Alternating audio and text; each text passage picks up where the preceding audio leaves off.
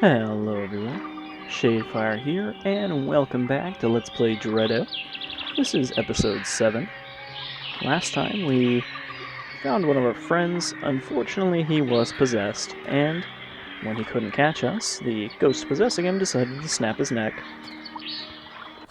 As Linda says here in her notes, hopefully none of our other friends have gone crazy. And then we sort of stumbled into paradise here, where a bunch of women are just kind of relaxing. Nobody really has anything to say, though. You'll notice that Linda says these candles again in her notes, referring to these blue candles that we saw much earlier.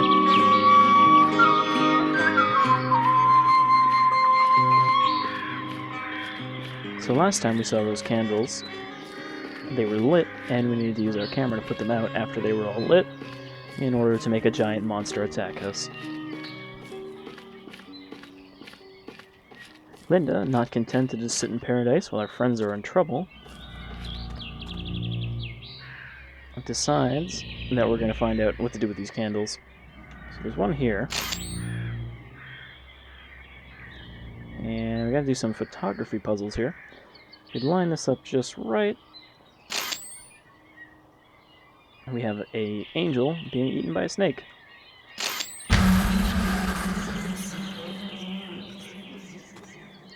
Which you can see has lit this candle. And then we put that out.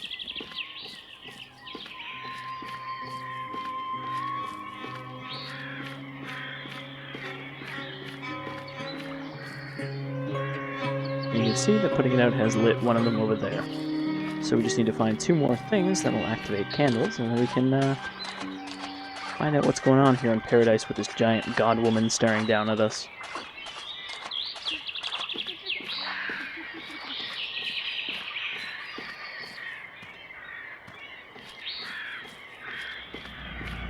Oh, this one's already lit. That's convenient. And here's the Keris. So that's our 3rd mystical object, so they're really not very well hidden. Now we're back up to full power. We can have the full run speed, the full health regeneration, and the shortest limbo distance.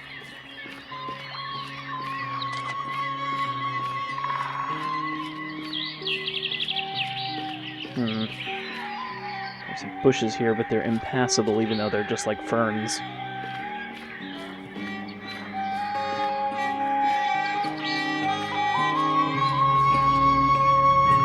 Only 2 of the candles are lit.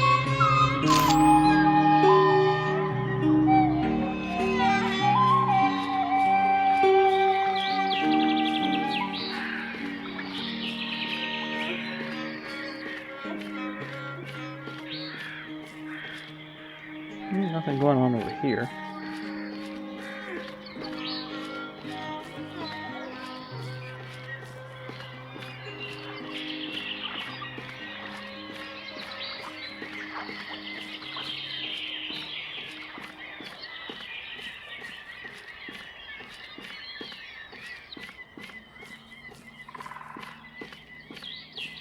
And if I remember correctly, there's also nothing back here. But let's just double check.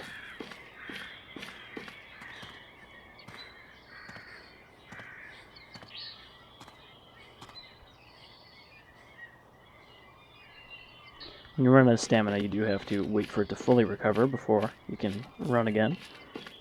It's not like you just wait a couple seconds and you can kind of sort of run. Alright, yeah, there's nothing back there.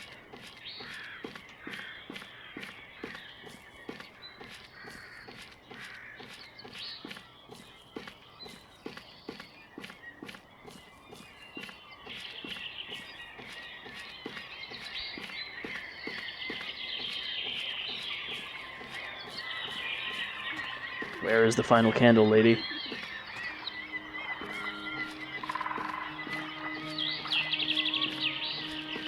Where in paradise could it be?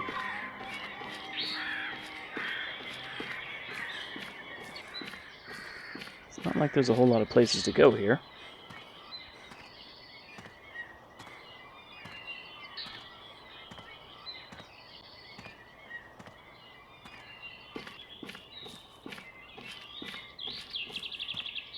Haven't seen another shrine anywhere.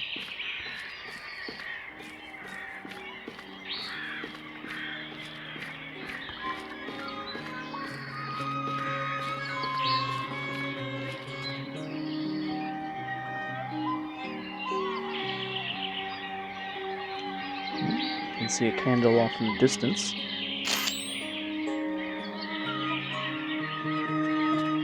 It's too far away for us to reach from here.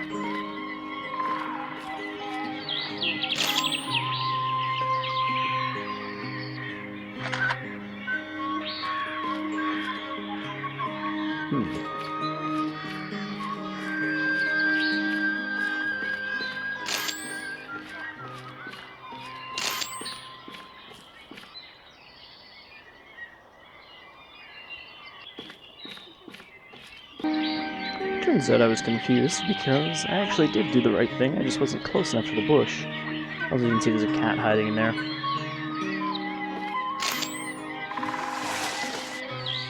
I tried to use the flash from a little closer than I tried it earlier. I was very confused why I couldn't go this way. And down there you can see the other candle.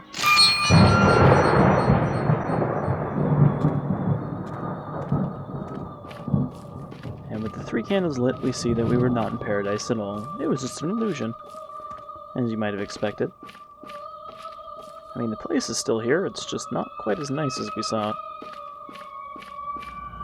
Alright, let's take down these candles. Also, you can see the goddess is gone.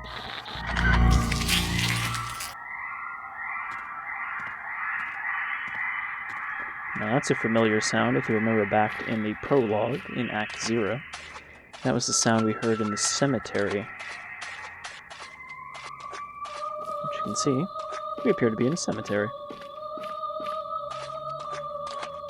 Oh, there's God Lady.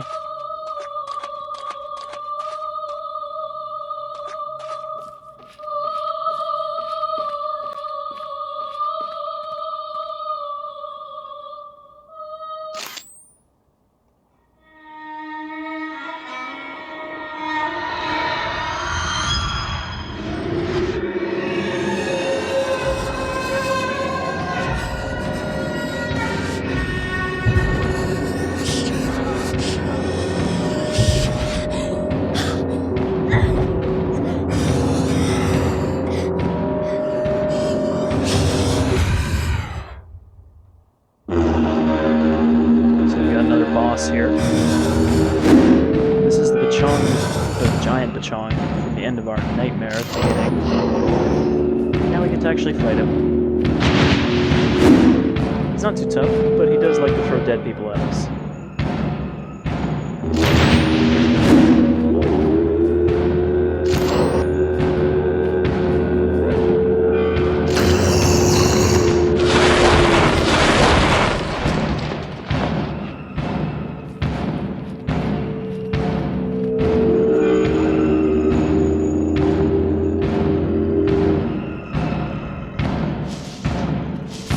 Which, now the Pachong actually hop like they're supposed to.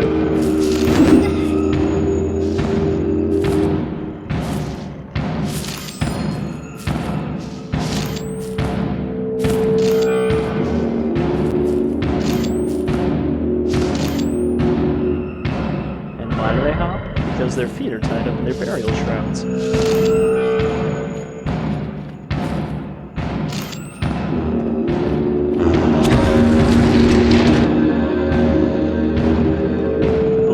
Telefragged.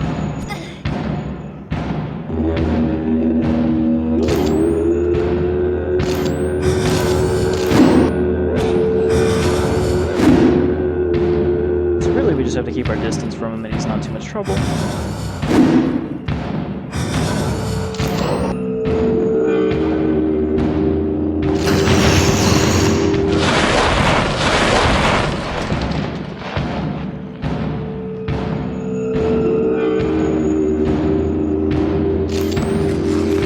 We've got the tough Pachongas again with the weapons.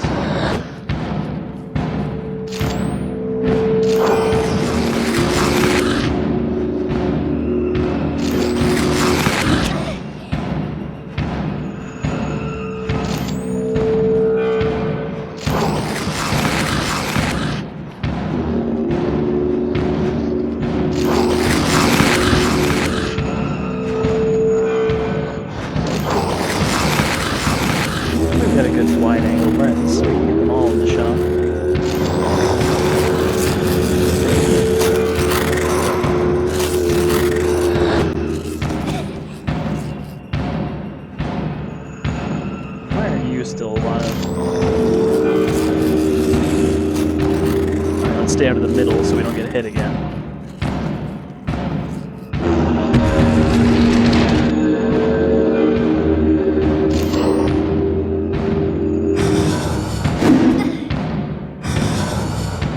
I thought I was out of his swipe range. Back off a little bit more.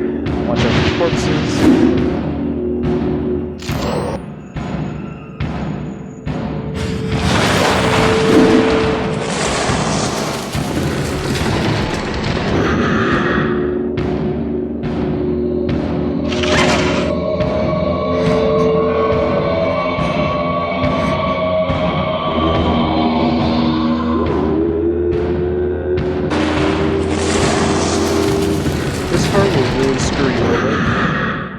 Because if you mash the keys to get out, it actually kills you.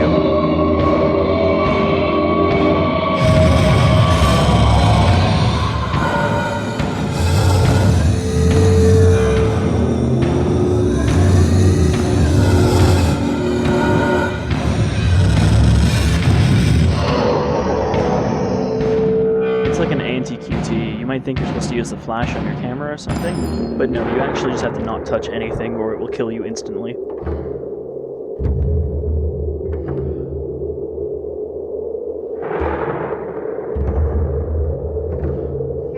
That part gave me a lot of trouble when I first did this, because I'm like, what the fuck am I supposed to press? And then if you die 5 times in a row, you actually get the achievement, Let It Go, to tell you to stop touching the keyboard. Oh, it's our friend again.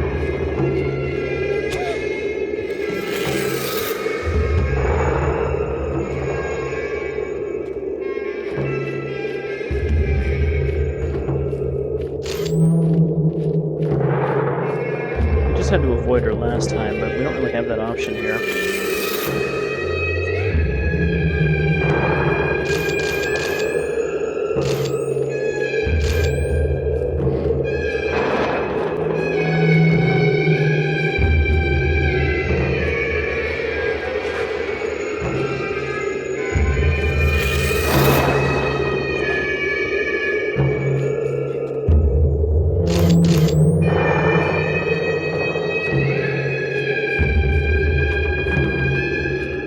There's also no way out of this pit whatsoever.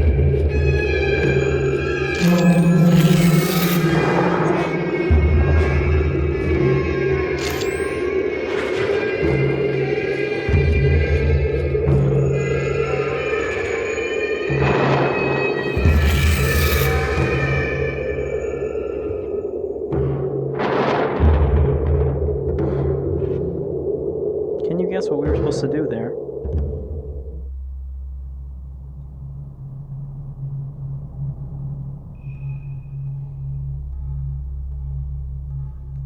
The answer is that we were supposed to die. Only a little longer.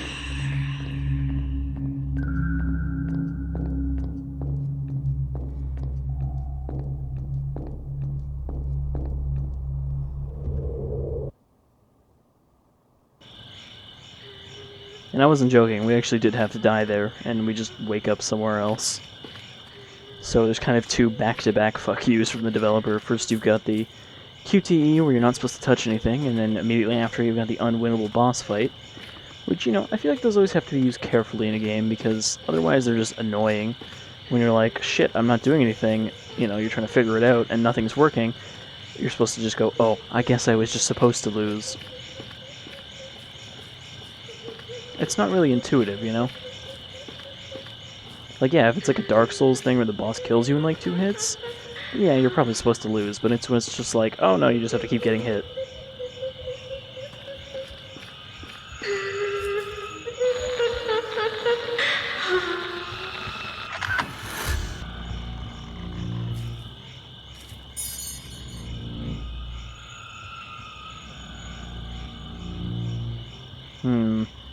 Someone's been stealing babies. Dead babies. Also, speaking of babies, let's check our Ghostpedia for some of the things we fought recently.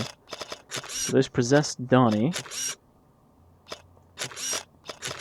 There's the big old beanhead. There's the regular Pachong.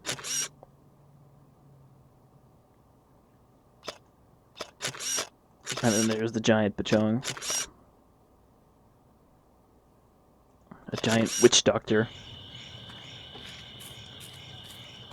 I don't think that witch doctor can tell us the magic spell. There'll be no ooh-ee, ooh-ah-ah, ting-tang, walla-walla, bing-bang from him.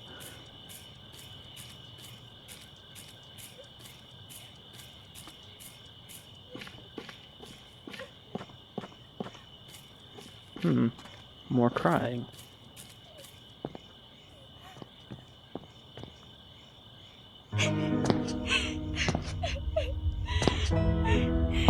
Hey look, a crying rock.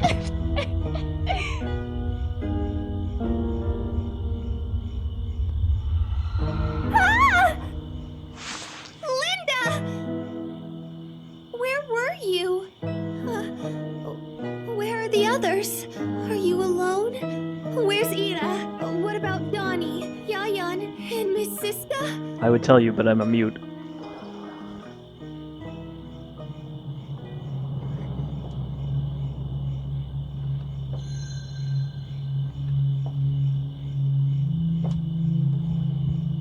Come on, we've got a camera. There's no reason to hide. We can just snap a picture of anything.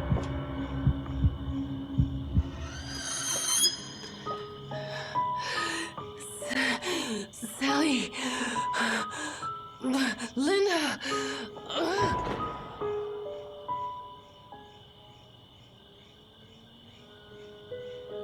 Alright, well, neither of them is possessed, but we've got wounded teacher and useless Sally. It's been a while since we've seen Ira. I'm okay. Lynn. Sal. It's not deep. I'm fine. Thank God. But Ida... I don't know. I don't know what came over her.